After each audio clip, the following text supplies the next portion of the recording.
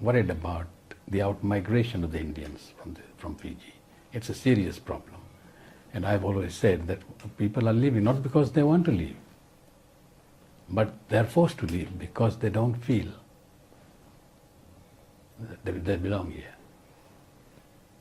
The problems that we have faced, and I have faced, is that there is no acceptance. Right? Recognition, acceptance is very important. So I think this is a very important element in reconciling the races, that we do something about it quickly, because people then can see that something is happening on the ground. It's not just plain talk and nothing's happening, and meanwhile our people are leaving. We're losing them like nobody's business. It's not good for the country. I've stayed back, and people have talked to me about this, and they said we've waited long enough. But nothing's happening, right? To give us that confidence in the future of the country, in the future of the government. That's why we've got no other option. If things were improving here, if the economy was improving, if race relations were improving, and problems like discrimination, etc., were being addressed effectively, nobody would want to go. But look, the world has moved on. Right? Today's generation of the descendants of Girmitias are different. They have a different mindset. Right? And they're not likely to wait, because we must have a focus on the future. If we don't have that and we keep living in 1879, no. That the younger generation don't think like that. And we've got to also cater for them. So the sooner we start with that process, the better it would be for the country. Mr. Singh, what's your thoughts on that? Well, as far as the difference between last year's celebration and this year's, we are taking the Girmit celebration to the west, whereby by the majority our Girmitias had settled either in north or in the west, and right from Reki Reki all the way to Singatoka. So basically, the show is we're taking the show on the doorstep of the Girmitias descendants who are still there. As far as the programs are concerned, Honorable Sashi has said that there is a lot of various different things organized from the last time, and I've also seen the program. I think it's very filled up program, which people will enjoy for the next three days there. But one of the things that I like to also mention is the historical thing that went wrong as far as our Girmitias are concerned and for our farmers are concerned, is when the Reki Reki mill was dismantled by this last government. And as you know, the figures that we have is the mill was sold only for $300,000 to a Korean company. And that mill, if it was maintained, it would have had a very good memory and a history of the sugar industry with that old mill there. What I was told, Vijay, was that mill could have still been there. With the spending of $80 million, they would have got the mills up and running again. So we have lost a history out of Reki Reki, and together with the history, a lot of our farmers have basically moved out because they're saying there's no future in the industry there. So when we will celebrate, we will definitely announce a date when we are going to commence the rebuilding of the Reki Reki mill. There's a serious negotiations in hand now, and our team of FSU people away in India and China to have a look. So coming back to that, there's some association towards sugar industry, towards Girmitias, and the reason being going to West is to basically give a boost to our whoever is left there in the industry to come back, or even try to promote the sugar industry to survive and revive again. We will go to that issue where Mr. Chaudhry has brought up the issue of people leaving and conversations being held. We know there's opportunities, several opportunities now opening up in countries like Australia, New Zealand, even further than that, more opportunities than ever before. What is the government doing to ensure that we we do not lose people who may be leaving because of they feel maybe they do not belong here. I think, like you said, the opportunity is opening. What we are able to pay and what Australia is able to pay, we will never be able to compete. Once New Zealand has opened up for teachers, for example, if they pay 4 times the amount that you are able to offer, or Australia is offering that, our people will go because that's where opportunities are. And migration has been part of, the world. Wherever opportunities are, people are leaving. People are leaving Australia to go up north, and then our people are going there. That will continue. How do we make people feel secure? There are a lot of different plans.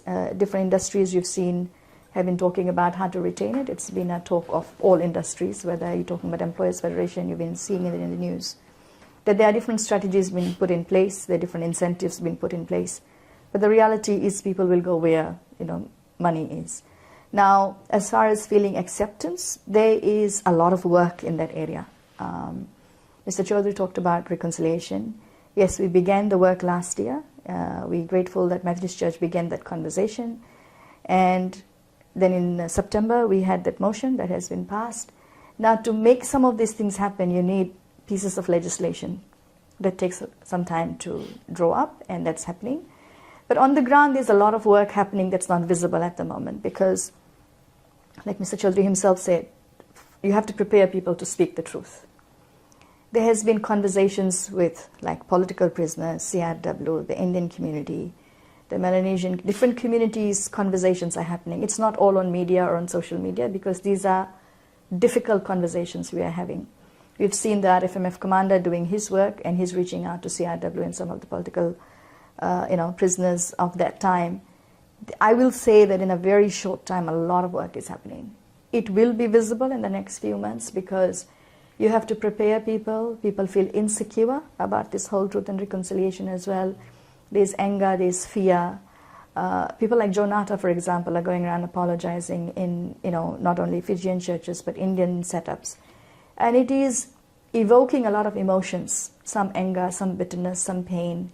And we are trying to make sure that when all of this comes out, people are supported emotionally. It's amazing, some of the people who were involved in 2000, either, seen as perpetrators or as victims, or people who were bystanders. In Suva, when you talk to the Indian community, there's a lot of anger and pain from what they witnessed as looting and all. So I will just assure you and Mr. Chaudhry that there's layers and layers of work happening as preparation. There's religious dialogues, there's community dialogues, and we're trying to understand what do the communities need for us to evolve the social cohesion. Cohesion within each community, because for example, if you see the civil unrest or the military coups, there's also pull of the Vanua. And there's a lot of complexities in a Vanua.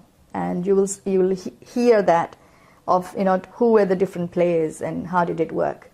Of course, we've seen in military there have been different players, whether they're engineers or the CRW. In each of our community, even our community is very divided. People of Indian origin, even though we came as skirmishers, there's a lot of pulls and push factors. And at the moment, we're trying to understand some of this, what is required to evolve that social cohesion, understand what people need in terms of healing and reconciliation. And once we are ready within ourselves, then we are willing to come forward and confront the truth for the reconciliation, like Mr. Chaudhry said. And the truths in this country is hard to speak because we generally don't like to confront. We don't like to talk about hard issues. So all that preparation work is happening, and I'm hoping in the next few months we can come back to you with much more concrete. But I'll tell you one thing, that the more we dig, the more painful it is.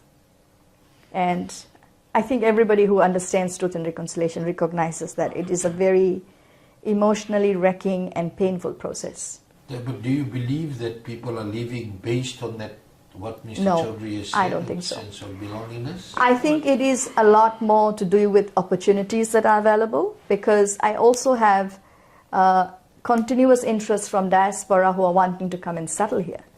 So young people will move if there is opportunities, great opportunities economically. So I don't think that's purely the truth at the moment. Well, Vijay, I think, let me say this, Prime Minister's comment that Indians shouldn't mind being called Volangis. Now, that upset a lot of Indians. That was a very insensitive comment to make. You know, when a Prime Minister makes a comment like that, is he working for reconciliation? Is he helping in the process? Or is he derailing the process? You know, that statement. I'm going to correct So- there, because I don't think Prime Minister had said Indians shouldn't mind calling themselves Volangis. He had called himself a Volangi. He'd used the word Volangi in our context. And he said, I'm a Volangi here, and then he started speaking in Fijian. But he basically called himself as a visitor on the World Indigenous Day. And every Fijian, a chief, when he goes into a new space, he is a visitor in that space. I think that was really blown and baked out of proportion, because I went back and looked at that speech. And looked at I it. beg to disagree. It's all right to trying to polish it up. That in the Fijian context it means this, it means that. But what is the meaning to an Indian? Who is a Volangi? He's a visitor. So let's be honest about this. But he didn't call Indians Volangi. He did. Because He I said went back to look at the speech. Indians shouldn't mind being called Volangi. And then he tried to explain it when he was questioned about this statement. Then he tried to explain it. Is in this the on the Fijian World Indigenous context. Day? It is this. No,